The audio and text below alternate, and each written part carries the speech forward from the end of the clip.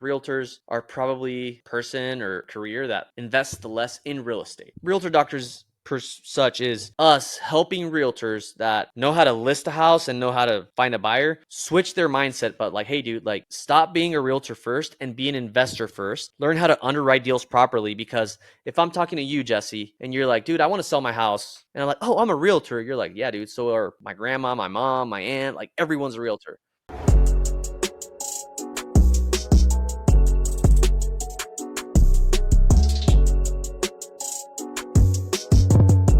Ladies and gentlemen, welcome to the Growth House Podcast. I'm coming live from Portland, Oregon. My guy, Miguel Prado. I'm super excited that you're here. Appreciate you joining us, brother. No, dude, appreciate you having me, man. It's an honor. And let's just give the people, a little bio, a little background on you. And then I want you to also share where you're at currently in life after I do this. So, Miguel, you are raised in Mexico, moved to Phoenix in 2016, married to the girl of your dreams. I love that. Yep. One day I'll be there too, but no kids yet. Kids on the way? Kids on the way soon. No, not on the way. We're taking it easy. We're enjoying our time together. One thing that we took advice from one of my dearest friends that been married a long time. It's like, hey, get to know each other for like the first 3-4 years, because after you have kids, it's like it's a little harder to get to know each other. It's different. So it's like we're traveling, we're getting to know each other and really becoming like, we're already our best friends, right? But it's just a couple, dude. That's beautiful. I love that. And I think we even might have to dive into that a little bit. But you also started in corporate America 2016. Quit late 2017 to get started into real estate. My guy lasted a whole year in corporate America before saying, yeah, this is not for me. Yeah. Shout out to real estate. 7+ years in real estate industry. Started as a real estate agent. First year in real estate, only made $12,000 total. We'll dive into all this stuff. I'm excited, bro. And what I want you to do is paint a picture. What does life look like right now? And then we'll take a step back. All right, man. We'll love it. Well, dude, right now life is amazing. Truly blessed. Again, married to the girl of my dreams. Just us two right now. We've been married for a little bit over 3 years. We've been living here in Phoenix. I've been here in Phoenix for 8 years. And as far as life, man, I mean, I take it pretty easy. I love to work, and that's why we're here, right? I love to do what I do. And business wise, dude, which I know we'll talk about, I'm in a spot where these last 2022, 2023 were one of the biggest learning lessons for me in my career. So right now, this year, I kind of took it as a rebuilt kind of year. I took it easy. Still very productive year, successful year, and business looks lean and mean.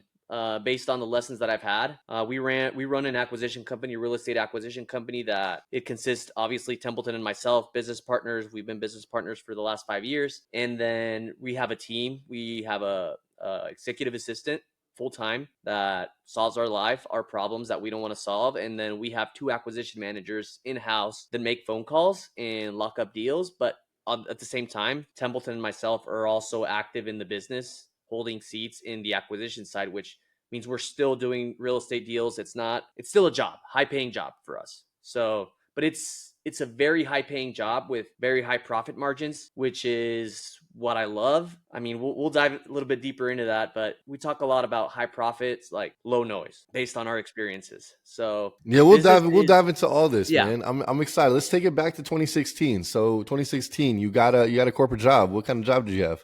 Dude, I got a job at Enterprise Rent-A-Car. Shout out. I've heard they have actually great sales training. Is that true? Oh, no, that's not true, dude.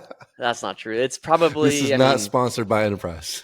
Oh, no, dude. I mean, obviously, everything's a stepping stone to where we're at in life, right? That was clearly a stepping stone. For me, it's a terrible place to work. They don't really, aside from working you 12, 14 hours and paying you $14, $15 an hour, like, they work you need a degree for that, which I do have, which is like, hey, I'm renting cars. You really don't need a degree for this. So that's where I got started, 12 months there. And then I transferred into more of like a desk type job at a nonprofit for a church group. And I was raising funds to help kids that can't afford a private education. So we were raising funds for scholarships. And that I did that for 6 months, 7 months. And that was a little bit more fulfilling than enterprise, but at the same time kind of peeled back the current of what these religious organizations and nonprofits actually do, which left a very bad taste. I'm not saying that all of them are like that, but left a very bad taste in my mouth of like, oh wow, like these things are like so hypocritical that I don't want any part of it. So I left, and then we'll transition into how I got started into real estate. But yeah, man, Well, 2016, let's actually take 2017. one step back because you do have a non-traditional route since you came from Mexico. What year did you come here? I got here. Well, I went to El Paso, Texas first for college, and Okay, then I got here to Phoenix in 2016.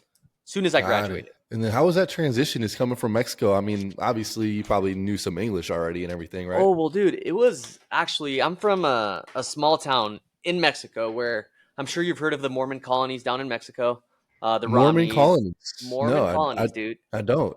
Fill So us in. This there's is actually no, interesting. well, dude, yeah, it's Mormon colonies like in the late 1800s, early 1900s. A lot of Mormons fled from the United States to Mexico to start kind of their own colony there. It happened to be in my hometown because of polygamy that they couldn't have. Like here, it was frowned upon. Like, hey, you can't have 10 wives. Like, oh, fuck that. We're gonna go to Mexico where we can. Anyways, that then transitioned into I'm not gonna go into the Mormon story, right? Like now they're very good people. So I grew up in that town where the school was 100% like English because a lot of my best friends are white dudes like that you would see here in Scottsdale and Chandler everywhere. So I grew up speaking English with them and they would speak Spanish to me. That's how I kind of learned my English. So for me, it was a pretty easy transition than most getting into the United States just because I would say Spanish is my first language, but I would say English is like 1.1 language. Like I know it pretty well. I think in English. I like my thoughts. I write in English. Like it's pretty awesome. Okay, so you were able to have a little smoother transition coming from Mexico and then came here, college, enterprise, desk job, and then you got into real estate. So walk me through Yes, that sir. story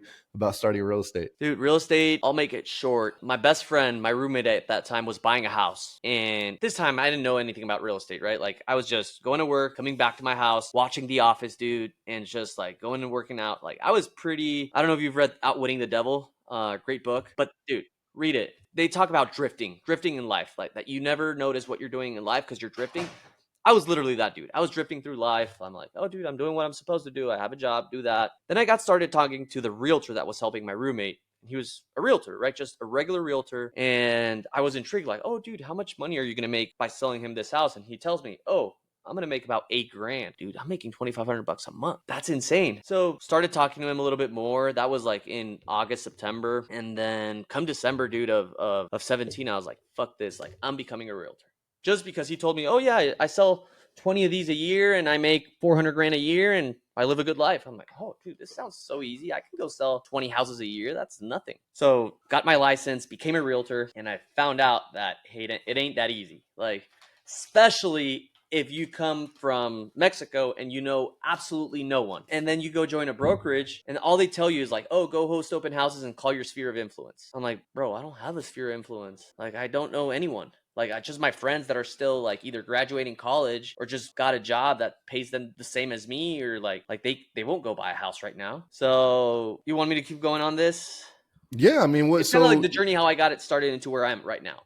yeah, yeah. So obviously, you said you made like only 12 grand the whole first year of being an agent, and Yeah, dude. then what was the transition into actually starting to succeed, and then talk about temp and the business that you guys have together, and we'll kind of go that direction. Of course, dude. So, dude, yeah, 12 grand my first year. I mean, I got into real estate in debt. Obviously, only making 12 grand, you get more in debt. I became a master at using credit, like balance transfers, cashback, all that, like no interest credit cards and transferring balances, all that. At the end of the 2018, I was like over 40 grand in credit card debt, but I was learning a bunch, right? Only made 12 grand as a realtor. And I was like, there has to be a better way. And all that year, I was investing in myself. And by investing in myself, I was like reading a ton of books, listening to podcasts, personal development, all that. And I know Jim Rohn has one quote like, your personal development seldom exceeds your income. And that is so true. Like, I'm a living testament of that. Long story short, I listened to a podcast, Real Estate Disruptors, and Steve Trang is interviewing a kid that's 18 years old that had made like 300 grand in a year wholesaling. This is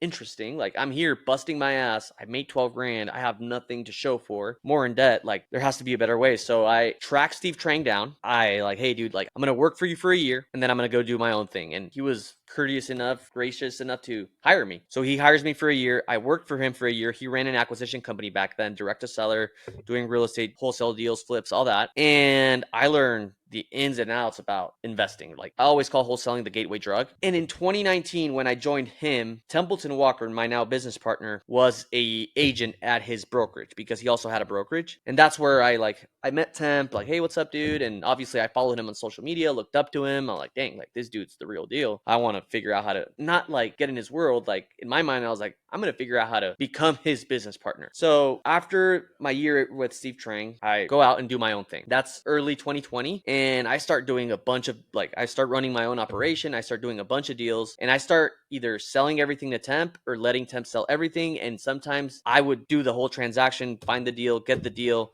sell it, and I would give him half the money. Walk me through that process. Why would you do that? Bring value. Like, I just wanted to get his attention. I just wanted to bring value. I'm like, dude, like, I just sold this deal for 12 grand. Here's 6. Even Tim was like, dude, you don't need to do that. I'm like, no, I do. Because you've been helping me a lot in also figuring out what's a deal, what's not a deal. There was one deal where we made 55 grand that I was about to sell for 30 grand. And Tim's like, no, dude. There's more meat on the bone here. Like, a couple hours later, Temp calls me and he's like, dude, I just sold that for 55. And Temp's like, dude, give me 15, give me 10. I'm good. Like, I'm like, no, dude, fuck it. You're getting half. I just did that I was that guy. Like, dude, here you go. I did enough of that to where he's like, in August 2020, I still remember to this day, like, we sit down and he's like, dude, do you want to be my business partner? I'm like, yeah. So that's when kind of Soul Pod and our partnership was created. In late 2020, we go do from late 2020, like August, September to December, we go do like 500 grand in like profit. Just us, like, including our business partner back then, Rodolfo, as well. But we just go crush it. And then we're like, oh, dude, like, we are up to something, right? And back then, Were you it's doing like, anything like different or unique, or were you just just grinding it out together? And dude, this was a so good combination Templeton, of you guys. it was a combination of like, my acumen came from direct to seller. Everything I learned from Steve Trang was like learning how to market to sellers and get direct seller deals, sell them or flip them or whatever. And his background was more of a relationship wholesaling where people would send him deals and we would like either work them together, sell them. So it was more of like his expertise and what he does and ours combined, like, just because we also systematized part of what he was doing, because he was just like, hey, send me deals. He would come, buy, sell, do whatever, right? There was like no processes. And then when we started implementing processes and creating this machine, that in 2021 and 22, there was a point where we had over 80 employees, like 10 sales guys on the floor, over 50, 60 virtual assistants, either cold calling or sending text for us. Plus we were managing text and inboxes to like do deals. And that kind of So wait, let me get this straight. So you went from like 2021, that's when you guys partnered up, and 2020. 2020 crushed it, about 500,000, $500,000 in profit, and then you scaled up to 80 full-time employees in the next couple of years. From 500 grand. And also, I mean, and we'll talk about this, right? The market was also helping us. It wasn't like, oh, you guys are fucking smart, you're genius. We were good at it, and obviously we were crushing and we were doing really good things at a high level. The market was also there to like keep pushing us up. So we went from 500 grand as starting as business partners, and then in 2021 we really sat down and were like, all right, let's go create a machine, a business, right? Because in 2020, we were just getting to know each other. We were doing our thing, doing deals. And in 2021 was when we really like hired a business consulting company, did all the steps to become a business, right? If we go all the way back, I would not do it the same way I did it. Like, but anyways, we scaled to that. And in 2021, we did over 300 transactions and netted over $3.3 million. Whoa, right? It's like, this shit works. So that was 2021. And I mean, we can keep going. I don't know if you have more questions. Yeah, I mean, I just like to learn about the story and the lessons that you learned, because it sounds like it did work. You go from 5 to 3 point whatever, and then It does until it doesn't. Yeah, right. So walk me through that journey. Like what happened? Obviously, the market turned, but market turned, and besides having a big direct seller operation, we were spending close to 6 figures a month in marketing, whether it was cold callers, text messaging, and hosting a lot of meetups for other wholesalers and realtors to come, because we get a lot of our deals from wholesalers and realtors. And I'll talk about our current business, which is more of a relationship wholesaling side than direct to seller. And I'll tell you why. We got connected with a lot of hedge funds back in 2021 and early 22. So the thing that exploded our business was we re-engineered our entire business model. Like, let's just say from Q1 and Q2 of 2021 to Q3 and Q4. I think Q1 and Q2 we probably made $1 million, and Q3 and Q4 we probably made over 2 million. Like, it was that much. So when we got connected to hedge funds, we completely changed our business model to they were our buyer for everything. And as I'm sure you know, hedge funds were buying at 85, 90, 95 cents of the dollar with no deals. But we had such a big direct to seller operation that we were like, let's say you were selling a house that's worth 400 grand and you want it 330. Obviously that doesn't make any sense for me to go buy it wholesale or flip it right now. But back then I would, hey, Amherst, Roofstock, Progress, like all these hedge funds, how much would you pay? And they're like, oh, we'll pay 360 for that. Love it. Or 370. Easy. But what we would do is we would buy the houses. Either sometimes they wouldn't allow wholesaling to them, but so we would close on them, trash them out, sometimes paint them, sometimes do like a 5-10 grand like lipstick so it's sellable to these institutions, and we would just turn and burn them like 30, 40 a month. Boom, boom, boom, boom, boom, boom, boom. And it was amazing, right? Like, we made a lot of money. So all when did that. the hedge fund game stop? May of 2022. And that's where like kind of like our peak, that's when everything started to go down. And that's what I when you wanted to say get go, it. yeah, when you say go down, from my understanding, it's because you have all these employees. You guys are at a high, burn rate, and you're spending a bunch of money. And then when the deals aren't coming, you're not able to sell them as easy. That's kind of when like shit, our Yeah, and expenses not are only way more. that, expenses are extremely high. And not only hedge funds aren't buying, like interest rates doubled in a matter of 3-4 months, right? Not only hedge funds, but also like normal investors like that we would sell deals to like aren't buying. So we're contracting all these deals. We're burning through cash every month, and the deals are not selling. So we had to make a tough decision. At that time, Jesse, we had 35 active projects. And by 35 active projects, I mean 35 houses that we owned on title, making hard money payments to that we were either flipping, like fix and flipping, or planning to sell to hedge funds. Not only were we spending over close to 6 figures a month in marketing, but we were also drawing 60, 70 grand checks to hard money lenders every single month. And these hedge funds stopped. And out of those 35 houses, like 15, 16 were the hedge funds, which at that point, the hedge funds like literally canceled our contracts. They're like, we're sorry, we're not buying. So we're stuck with bad purchases, extremely bad purchases. Like, we can't sell them on the market because they're distressed. So what do? It was like, hey, like, I mean, we got to sell this inventory. That's when all this money that we made, thank God we saved it, because that's when we lost all our money. We lost over $1.7 million in liquidity that we had. What did we do? We had to we paid all our lenders back. We finished the rehab on all 35 houses. We sold them for losses and all that. I'm gracious and grateful enough that we used our cash and we lost our cash, not other people's money. I'm still proud of this to that day, but it was just a rough 18 months for us, where we were riding the cycle of like interest rates doubling. And not only that, when a house that we bought, like I remember one house, 2122 East Balboa, we lost $120,000 on that house. We bought for 330 thinking it would sell for 470 or something like that. Values also came down 10%, like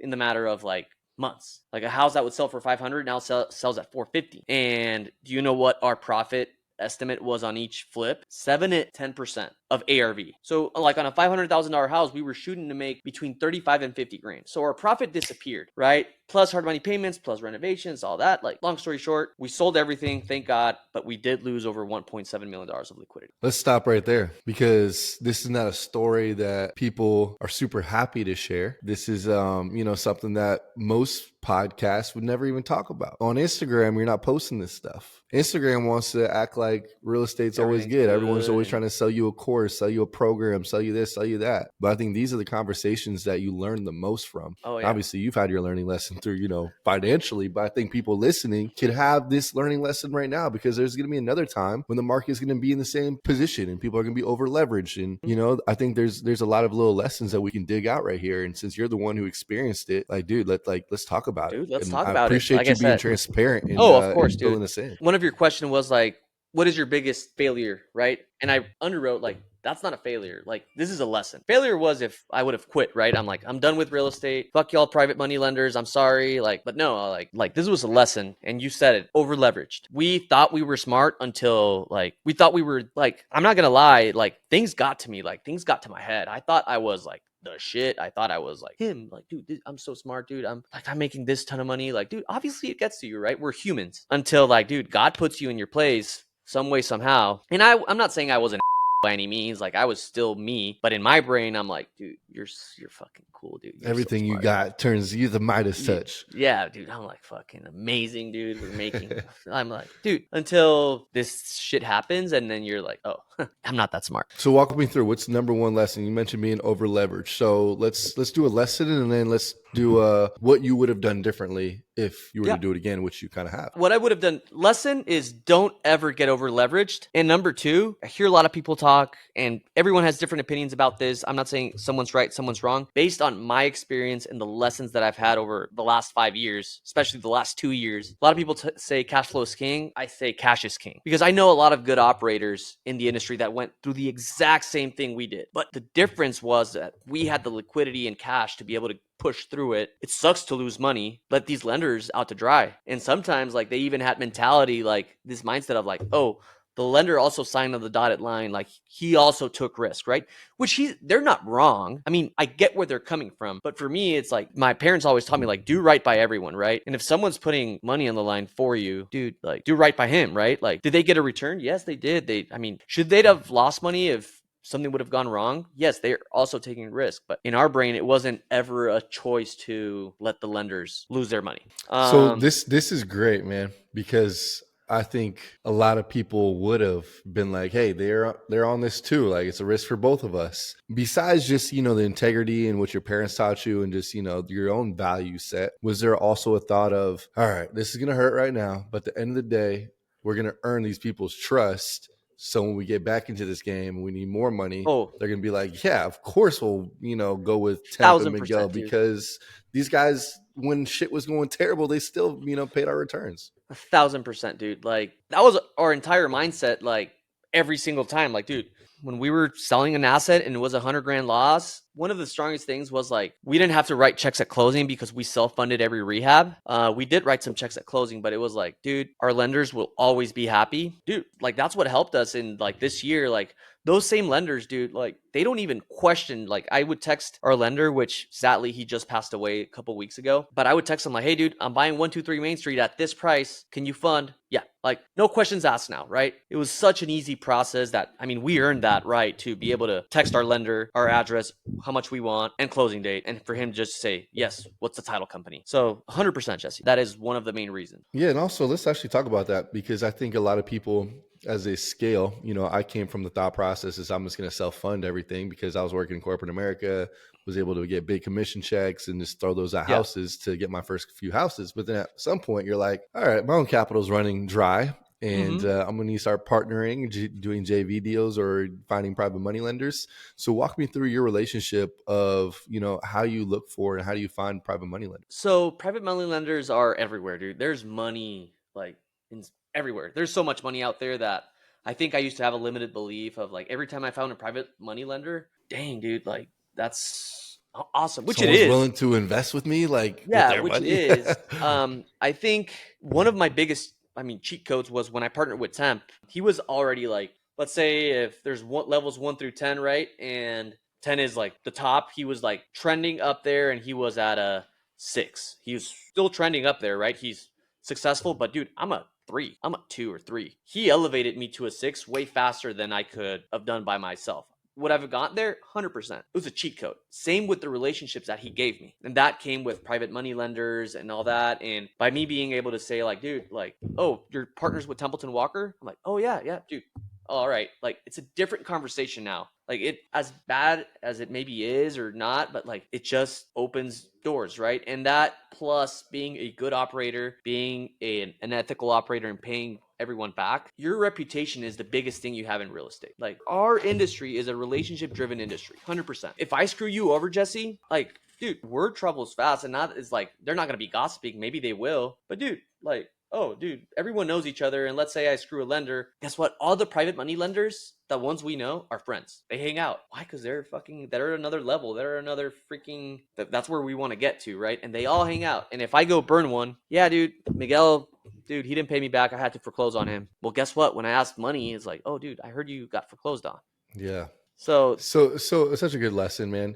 And you probably realize this, but there's a lot of intentionality in your life, bro. And I think it's a rare thing where you're thinking ahead. You're like, okay, like even going back to Steve, you're like, okay, I want to go learn from him. And then you're yeah, like, oh, I want to go learn from Temp. Oh wait, now I can be a business partner, and also I can attach my name and the business that we're creating together to him, and I can leverage that in a good way to, now have private money lenders for, our business. Like there's so many lessons right there that I hope yeah, the dude. audience is really picking up on, and I'm loving this story, and just the way No, you're sharing it is awesome. No, well, thank you. I appreciate that, man. And it's doing everything by the right values. I think that's why Templeton and myself connected so well because it's, dude, we share the exact same values, and it's faith, family, and friends, health. And like the last thing we care about, I mean, everyone loves money, right? But the last thing we care about is money. Like I see Temp, dude, no better family man, right? And I don't have a family yet. But I look up to him and I'm like, dude, I tell him every time, like, when I'm a dad, dude, I'm gonna be like you. Spends quality time with the kids. Like, nothing is more important to him than kids. And guess what? Like, because he follows his values, some way, somehow, money still finds its way through his door. Hmm. Right. And that's So, how I like even got to know a lot of people in real estate. I don't even think I've met Temp in person, but this just shows you the character of him. Is that all my close friends, Sam Tashney, Devin Burr, Zach yeah, Keeps, like he comes up in conversations just so randomly. I remember the first time I was like, Sam Tashney, my good friend, like, dude, I need to get some refrigerators for my houses. Where should I go? He goes, oh, my guy Temp has a connect over at whatever place. Spencer's. And Oh, so dude, like, if you yeah, still like need some, let me know. I'll connect you. no, for real. That's just the beauty of, being someone in the industry that people can trust. And obviously he's provided value for others, and it's Yeah. still now trickling down to people who's never even met him in person. So that's so good. So let's do this. Let's dive in to now. What are you guys working on? What's this real estate doctors? You went from, 500 to 3.2 to realizing you're over leveraged. Is that business still going on? Like walk me through what Okay. today's businesses look like. Yeah. So I'll walk you. That happened, right? We had to make tough decisions. We had to cut like marketing, our staff, let go of 80 people except our executive assistant. Like that's the only person we kept. It was so tough. When you hear of like layovers and not layovers, sorry. Is it layovers? Layoffs, sorry. ESL. That's when ESL English is second kicks in. Layoffs, like, dude, it's tough, dude. But then in 2023, it's like, dude, we still had to make a lot of money to make up for our ongoing losses and projects that we're not selling or have we had to finish. So it's just me, Temp, and Rod back then in a room in our office. Like, dude, we have there's no other way. Like, no one's gonna come and save us. Like, we got to work, dude. And we got to work and we figured it out, did a bunch of deals, and our profit did go like 2022 was 1.8, 2023 was 1.1 because of all the heavy losses that came back. And then we're trending up again this year. We're going to end up about 1.4. But right now, our business is, like I mentioned in the beginning, it's just high profit margins, low noise. It's Templeton and myself doing deals, Nick Frisky, which he's our main acquisition guy, and Isaiah Pearson.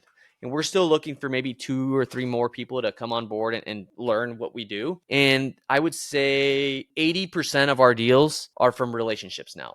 We do agent outreach and wholesaling outreach. And I call it relationship wholesaling, where we have a database. Nick works it really well, and we work it really well. Where we're prospecting for real estate agents to get deals. We're prospecting wholesalers to get deals because we also have the advantage and brand and market presence that we are actually end buyers, and we actually do buy stuff, flip stuff, have rentals, and we can use that and we leverage that out to our advantage to be like, if you're a wholesaler, Jesse, and I call you, I'm not just another wholesaler trying to daisy chain your deal. I'm actually an end buyer that I want to look at your deals because I have the ability to purchase them, flip them, go do whatever I want, right? So we're leveraging that. And I'd say right now, a mix of our business is we end up wholesaling about 80% of our deals and we flip about 20%. Just because, again, coming back to those learning lessons, I am not ever, ever, ever going to flip in an over leveraged way. Like if I go flip 5 homes at a time, I'm good. Like that's easy for me because we had 35 at a time, right? Back then. The cash needed because we self-fund all our renovations. We still to this day, we don't use private money lenders to self-fund to put a second position on our real estate because I like to have skin in the game. And God forbid we lose on another house, which, for example, we have one in Chandler that we thought we were going to make money on. We're losing. Thank God. We self-funded the reno. It's about 80 grand that we put out of our pocket. We're going to get back about 75, right? I don't have to go stroke a check. Weirdly enough, it kind of still feels like profit, but it's not. It's like I'm getting money back. So that's kind of like our business model right now. And next year, it's going to be really similar. But I think if I'm being completely honest, if I had to grade myself this year as like a business owner, a person, guy, like, dude, it's a C minus for me. Like it's my health wise, I'm not where I should be. Like I was always a healthy, fit person. I'm about 10, 15 pounds of what I would want to be. Business wise, yes, we made good money, but not life changing money. I think I told you this in our first conversation. I'm like, I'm making good money, but not the money that like I've already had a taste of like the 3.3 million and all that. And I haven't had that in a while. So for me, this year was a lot about like rebuilding mentally and C minus. Just a C minus guy, dude. Drifting. Like, have you ever read The Secrets of the Millionaire Mind by T. Harv Eker? Bro, it's like so true, right? Like once you have a financial thermostat, no matter what you freaking do, like that money finds some way, somehow it ends up in your pockets. Like, and I need to raise that financial thermostat, dude, because I reread it 2 weeks ago and I'm like, holy dude, like I'm tapped on my financial thermostat mentally because I haven't grown, I haven't invested in myself, haven't gotten the right rooms again, which is what I was doing in 2018, 2019, 2020, 2021. Then this whole turmoil happens of like us losing money and like lockdown, dude. It was depressing, right? But we put in the work and we got through it, but I did not grow. I grew in learning what I shouldn't do, but I wasn't investing in myself. I was just surviving. And that survival taught me a lot of lessons. But this year, like we always tend to reflect on our year, like when it's going to about to end and all that. And I'm like, dang, dude, like I journaled about my year and I'm like, dude, physically, I'd give me a 6, 7 out of 10. Financially, like, yes, I made money, saved money, invested, all that. But dude, not life changing. So I'm like, dude, I got a C minus. So for next year, we really want to be intentional on this relationship wholesaling business, on, dude, grinding our database, going to 2 meetups a month, hosting one monthly meetup, having all our guys make their calls, me included. I'm still going to be active. I'm not passive. I'm not these guy that like, oh dude, I let my company works for me. I can travel. No, like I'm not going to sugarcoat it. Like I still have to work to go put money on the table constantly. Like if I don't work, I don't make money. Just to call it as it is. I have rentals that create cash flow, but dude, I probably make 50 grand out of my rentals every year. What am I going to do with that? Not to sound douchey, right? But so what's your personal game plan for 2025? my personal Like, game, yeah. I want to go net personally. Like our businesses have always net over $1 million. Since 2021, I personally, after expenses in my pocket, I have not netted $1 million.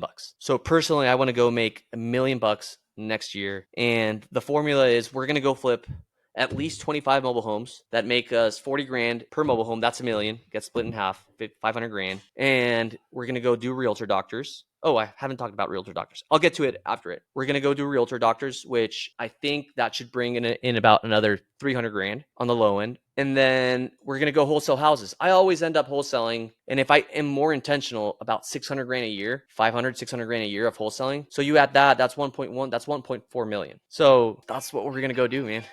And people listening, like you got to know your numbers, and that's exactly what you know. Like, okay, this is where it's coming from, and this is a great time, especially if we're going to put this out before the end of the year. And you're listening, like get down Dude, and nitty gritty and know your numbers. Figure out reverse what is engineer your your goal. stuff, dude. I know my average profit per deal is 10 grand. So I got to go do 60 of them the next year, right? Me personally, right? Temp's going to do some, but I have to look at what I'm bringing to the table because I know Temp's going to bring his value. I know Nick's going to bring his value. Like I know everyone's going to bring his value, but if I want to go net $1 million, I'm going to create a formula to where like, hey, I am bringing over $1 million in revenue just by myself. I don't know if you caught it, but 25 mobile home flips, that doesn't sound over leveraged at all. So that's kind of like our game plan. Dude, I mean, I wholesaled mobile homes in 2019, 2020, 2021, and I really didn't start flipping them until this year. We kind of like dude, there's other people in the industry that I saw that were doing great with mobile homes. And then we picked one up early this year and we flipped it and we went and made like 60 grand with like 40 grand of spend, 50 with carrying cost. Dude, like we just spent 50 grand and we made 60. Then we go flip another one. We go spend 50 and we make 40. Then we go flip another one. We go spend 30, we go make 30. We're like, dude, go if we go flip a regular single family house, you go drop 80 and you're lucky if you go make 30. So it's like your ROI is insane. So next year, like we're always, if a good house comes by and it's like a no-brainer, like we're flipping a condo too right now with Nick, we're gonna do them. But like 25 mobile homes, 40 grand profit is pretty reasonable. I think if we go do those, that's $1 million, right? Plus our wholesale, plus our realtor doctors, like that alone should put me over $1 million and should net the company over $2 million with everyone's efforts combined. Let's talk about realtor doctors. Let's What talk is about it, that, dude. and Oh, how dude. can people get involved? Well, dude, it's pretty easy, man. Like in 2018 when I got started as a realtor, so did Templeton, right? That's why like we both got started as real estate agents, and we kind of both figured out soon that like, dude, being a realtor, like unless you're like an agent that's a mega producer, like on your like it's rare, dude. I think 1% of agents like make real money being just real estate agents, but we figured out quick, like, dude, if you're just a realtor, chances are you're not making much money. Plus, you're not being educated properly on all things real estate, because if you talk to realtors, they get into real estate realtors to become investors. And the thing is, realtors are probably person or career that invests the less in real estate. So realtor doctors per such is us helping realtors that know how to list a house and know how to find a buyer switch their mindset. But like, hey dude, like stop being a realtor first and be an investor first. Learn how to underwrite deals properly, because if I'm talking to you, Jesse, and you're like, dude, I want to sell my house, and I'm like, oh, I'm a realtor, you're like, yeah, dude, so are my grandma, my mom, my aunt, like everyone's a realtor. Yeah, right. But if you're like, oh, Jesse, dude, I buy houses too. Like I buy houses. You're like, oh, well, what'd you pay for mine? Right. Then you can have a better conversation. Like, oh, dude, well, your house is beautiful or your house needs repairs, all that. Like you learn to underwrite as an investor. Then what you decide to do after, whether you keep it as a rental, you flip it, you wholesale it, those are just exit strategies. So that's what we're trying to teach realtors is like, dude, listing is just an exit strategy. Like listing a house, that should be an exit strategy. That shouldn't be your career. Your career should be to look for sellers and buyers, right? But mainly for sellers that are raising their hand to sell their house, you learning how to talk to them, being able to underwrite a deal properly, a house properly, and explore all exit avenues, and whatever suits best to that seller, that's the route you take. So we have like a full 15, 20-hour program that where we teach you how to either find those sellers, because a lot of brokerages also, like when I joined, they teach you like, dude, go host open houses and go call your sphere of influence. That is it, dude. Like they don't teach you any other, like when I talk to realtors and I tell them, oh, dude, you can go to Batch Leads, pull a list of absentee owners in the zip code that you want, filter them by equity or filter them by value, and you can go call them or door knock them or do whatever the hell you want. They're like, what do you mean? I'm like, yeah, dude, you can go skip trace them, put them on a dialer, call them, dude, and ask them if they want to sell their house, right? Like, and they're like, oh, I didn't know that. So that's what we pretty much teach them, dude. So And so you're trying to make real estate agents like actually do their job. You're trying to really help them exactly, out. dude. Exactly, dude. And now listing a house is like the easiest thing, right? Because if I talk to you, Jesse, and like, dude, Jesse, my cash offer would be 300. Your house is beautiful, dude. Like, you don't really need a cash offer. Even though you want it, I would be doing you a disservice if I gave you an offer, dude. You need to go list your house with a professional. Happens to be, I'm also a real estate agent. Like, that's an easier transition. You've built trust, because not only that, I've already told you, like, dude, I don't want to buy your house. I'm doing you a disservice, Jesse. Like, trying to push through your throat, like, dude, let me buy your house. Let me buy your house. Like, no, you shouldn't. So that builds trust and makes just for an easier conversation. At the same time, you still have to be an effective communicator. You still have to be good at sales. You still have to be a dog to be able to get deals done. 100%. So how do people Right? find out more about realtor doctors? Dude, have them follow me and Temp on social media at miguelprado.v. And I think it's at Templeton Walker. And dude, we're posting there about it. We're going to start running some ads. So if you're a realtor out there that's struggling and need something else, we're going to have a webinar, I think, in January. And we're going to change the program a little bit from what it was.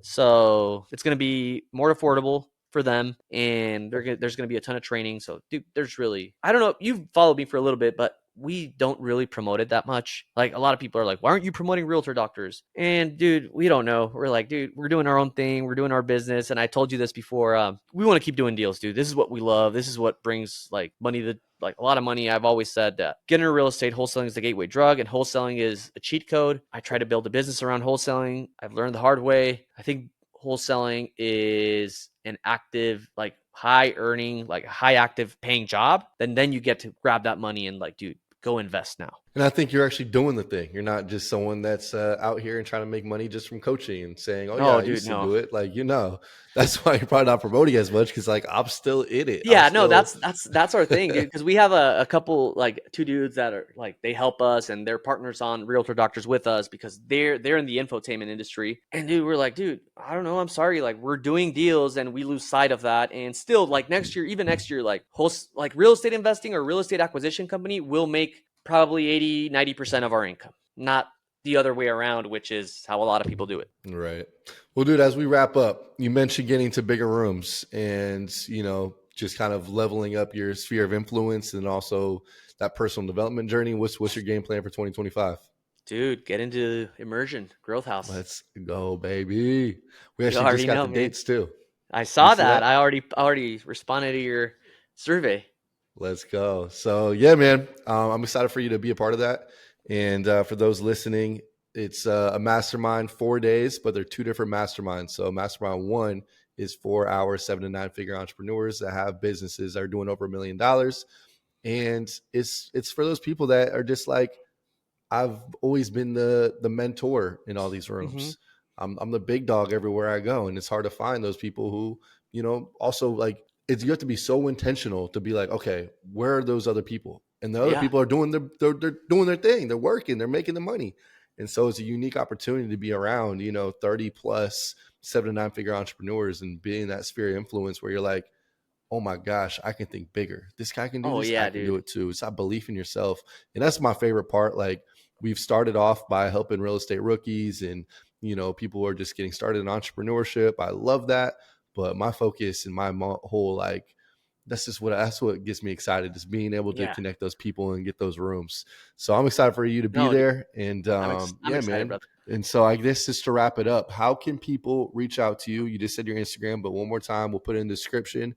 But besides just that, people reach out, and I'm going to say this, no one's going to reach out and say, hey, Miguel, can I pick your brain? We don't do that. They say that, they're not from me. I don't know them, not part of the Growth House family. So we want to provide some kind of value to you. It could be something small, could be something big, could be a resource, could be a connection. What are you looking for? If someone's going to reach out, we always say lead with value. What kind of value can we give Miguel? Dude, that's a great question. And I think in the past I've always made a mistake of saying like, dude, a deal, right? Which that's value, like a property. But not a lot of people either know how to get that. And for me, dude, sometimes it's just asking not what can I get from you, but more of like, dude, what can I do? How can I serve you, right? So if you don't have a real estate deal, just ask for help. But ask for help in a way where you're not like being a taker, be a giver. Figure out what I like to do, figure out what my sports team is. Like all that little stuff always catches everybody's attention, right? Like if I like basketball, which you can see right there, right? He's my favorite player of all time. I mean, just look at what people do, and then just lead with a little bit of value. So And so I'm I'll an say open. this. I'll say this. If someone reaches out to you and they're from this podcast right now, you guys have to say 1 to 2 things that you learned from this podcast before Yeah, ever asking anything exactly. from Like those Miguel. are the type of stuff, like, because they listened, right? They're not Mm-hmm. just like, oh yeah. But if they say, dude, I heard you at the Growth House with Jesse, man, and I heard you talk about XYZ, and dude, you know what I give a lot? That thing. This is always leading with value, like giving books, dude. Yes. So So good. yeah, Love it, dude. man. Well, I'm going to end it right there. I think it was a great episode, and I'm excited for the people to take a listen. Dude, appreciate you having me, man. Really do. Miguel Prado, your host, Jesse Ray on the Growth House podcast, and we're out.